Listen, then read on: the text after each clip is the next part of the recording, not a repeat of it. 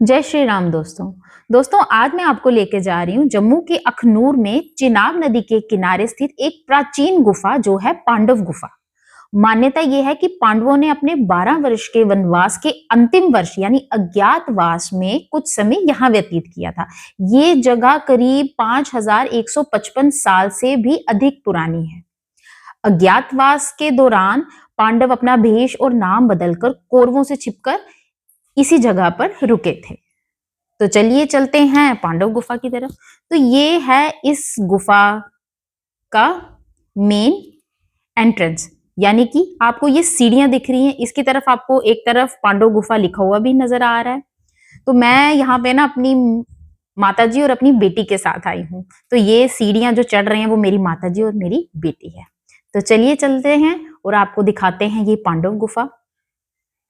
हम जिस दिन यहाँ गए थे ना, तो वो दिन बहुत अच्छा दिन था। वो दिन था महाशिवरात्रि का, और महाशिवरात्रि के दिन पे यहाँ पे एक बहुत बड़ा भंडारा भी आयोजित था। तो ये है इस मंदिर का मुख्य द्वार। आप अंदर देख रहे हैं कितनी भीड़ है। लोग बहुत दूर दूर से इस गुफा और इस मंदिर का दर्शन करने आते हैं। इतनी चहल पहल थी उस दिन की तो मन ही नहीं कर रहा था कि हम इस जगह से बाहर आए। तो ये मंदिर का एंट्रेंस है। इससे प्रवेश करते हुए हम अंदर की तरफ जाएंगे। ये जो कैमरा मैंने दूसरी तरफ घुमाया है ना, ये इस गुफा का एग्जिट है, एग्जिट पॉइंट है। यहीं से बाहर निकलेंगे हम और इस तरह से हम अंदर जाएंगे। अब सबसे पहले मैं आपको दिखाऊंगी कि यहाँ पे शुरुआत में ही आपको ये दिख रहे हैं, ये है पांव के निशान, वो भी श्री कृष्ण जी के। हाँ जी, अज्ञातवास के दौरान श्री कृष्ण जी अपना बाल रूप लेकर अपनी गैया के साथ पांडवों से मिलने आए थे। तो उनके चरणों के जो चिन्ह हैं वो इस पत्थर पे हमें दिखते हैं। अब हम मंदिर के अंदर चलेंगे। मंदिर के अंदर आपको बहुत सारी अलग अलग मूर्तियां मिलेंगी।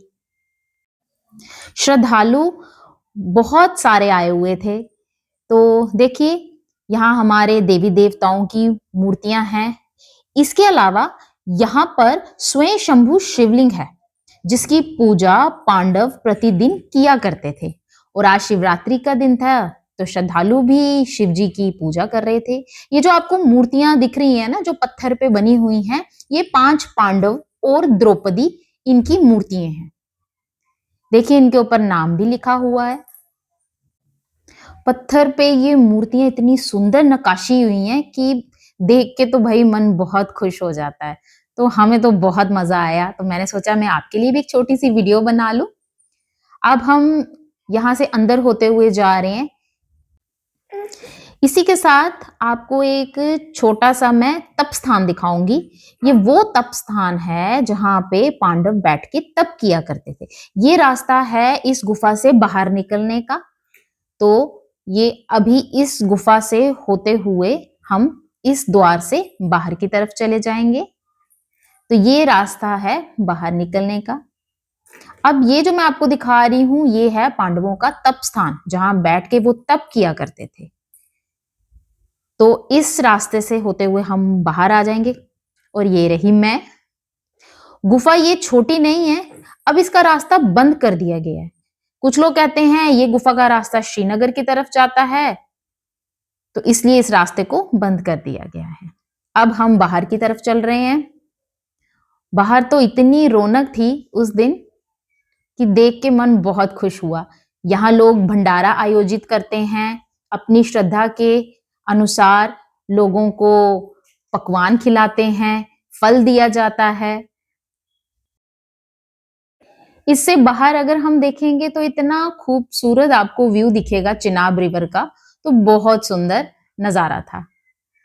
अब बाहर देखिए ये जो अंकल जी बैठे हैं ना अपने ढोलक के साथ, तो ये यहाँ पे भजन और कई बार कुछ लोकगीत भी सुना देते हैं जब इन्हें बोला जाए। तो मेरी बेटी देखो कितना एंजॉय कर रही है। अब यहाँ से बाहर निकलने के बाद हम दोबारा इस नदी के किनारे होते हुए और आगे की तरफ बढ़ रहे हैं। आपको यहाँ थोड़ा सा दिखेगा कि कंस्ट्रक्शन का काम लगा हुआ है। तो ये यहाँ पे सैरगाह बनी हुई है। अब यहाँ पे बहुत सारे लोग जो हैं सुबह शाम में सैर करने को आते हैं। तो ये जो रास्ता, ये जो सीढ़ियों से गेट आपको ऊपर की तरफ दिखा है ना, ये अखनूर के बहुत प्रसिद्ध किले का रास्ता है। ये वो किला है जो राजा तेग सिंह ने बनवाया था और आगे इसको पूरा उनके बेटे आलम सिंह ने किया था। अब हम यहाँ से होते हुए हम और आगे बढ़ रहे हैं और हम आ गए हैं यहाँ के जिया पोता घाट पे। ये जो जिया पोता घाट है ना, ये इसलिए प्रसिद्ध है, यहाँ पर 1822 में जो राजा गुलाब सिंह थे उनका राज तिलक किया गया था और उनका राज तिलक किया था महाराजा रंजीत सिंह ने। अभी फिलहाल यहाँ कंस्ट्रक्शन का काम चल रहा है। श्रद्धालु यहाँ आते हैं, स्नान करते हैं, मंदिर के दर्शन करते हैं क्योंकि इसके किनारे पे भी बहुत सुंदर मंदिर है। तो यहाँ अक्सर आपको बेड़ी वाले यानी कि कश्ती वाले मिलेंगे और लोग इस कश्ती पे सवार होकर इस नदी का मजा लेते हैं। तो देखिए अभी भी आपको कुछ लोग दिख रहे हैं। यहाँ पे आपको महाराजा गुलाब सिंह और रंजीत सिंह जी की प्रतिमा देखने को भी मिलेगी और यहाँ पे एक तरफ यहाँ पे लिखा भी हुआ है कि ये किसकी प्रतिमा है। अब इस जिया पोता घाट से बढ़ते हुए हम आगे चले एक छोटे से पार्क की तरफ। हाँ जी, ये एक छोटा सा पार्क था तो मैंने सोचा कि चलो अब हम अपनी बेटी को यहाँ भी घुमा के आते हैं। आशा करती हूँ आपको ये छोटी सी वीडियो अच्छी लगी हो। कल हम फिर मिलेंगे एक नई वीडियो के साथ। तब तक के लिए जय श्री राम।